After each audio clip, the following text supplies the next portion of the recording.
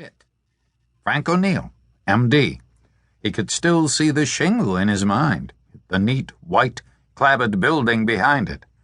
Instead, this, early Monday morning and a dead man lying in his own filth. "So, what do you think?" Willis asked. "Poisoning?" O'Neill said, shrugging. "Or maybe a heart attack," Monroe said. "They drag us out the crack of dawn. Some guy had a heart attack," Monahan said. "No, it wasn't a heart attack," O'Neill said. "It wasn't the crack of dawn, either. It was 9:20 a.m. by the victim's bedside clock. This was the first squeal Willis and Carella had caught today. An excellent way to start the week. Carella hadn't said much since he'd got here with Willis. The victim's cleaning lady had called the police when she came into the apartment to find her employer lying beside the bed in his own mess. The responding Blues had phoned back to the 8-7 with a corpse. Carella and Willis had informed homicide because at first glance and smell it didn't look like death from natural causes.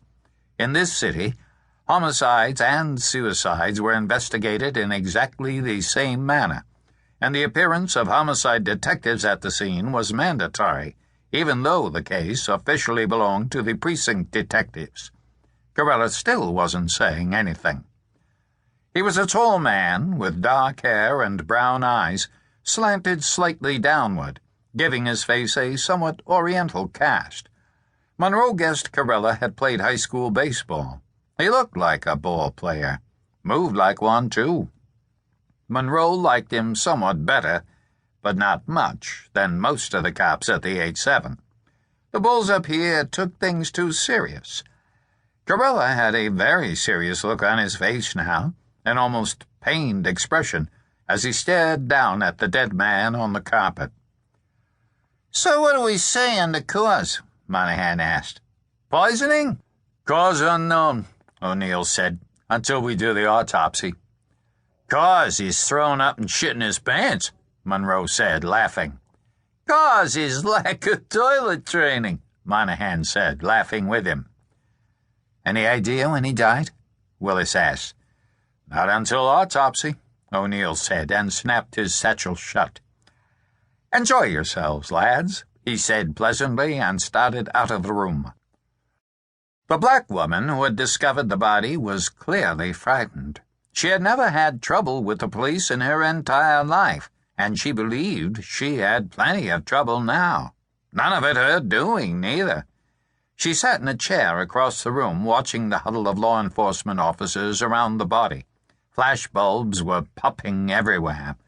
People with all kinds of equipment were going all over the room, doing things.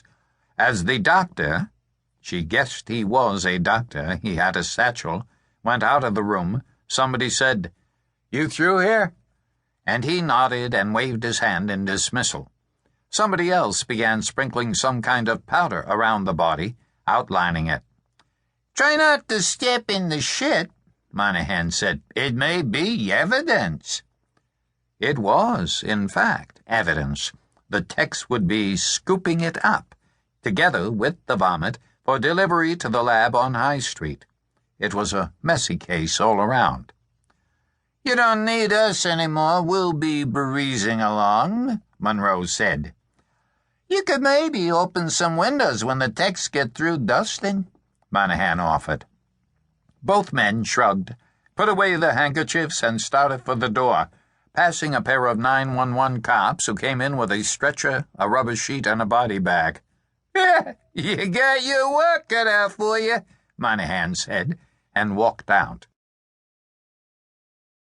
They were through interrogating the cleaning lady in 5 minutes flat, convinced that her role in this was entirely innocent and, in fact, praiseworthy. She had discovered a dead body and had immediately called the police. During the course of the interview, she had identified her employer as Jerome McKinnon. Now, as the tech boys went around the room dusting for latent fingerprints, vacuuming for hairs and fibers, collecting the noisome body fluids on the rug, Willis and Carella began searching for evidence to corroborate the identification. On the dresser opposite the bed,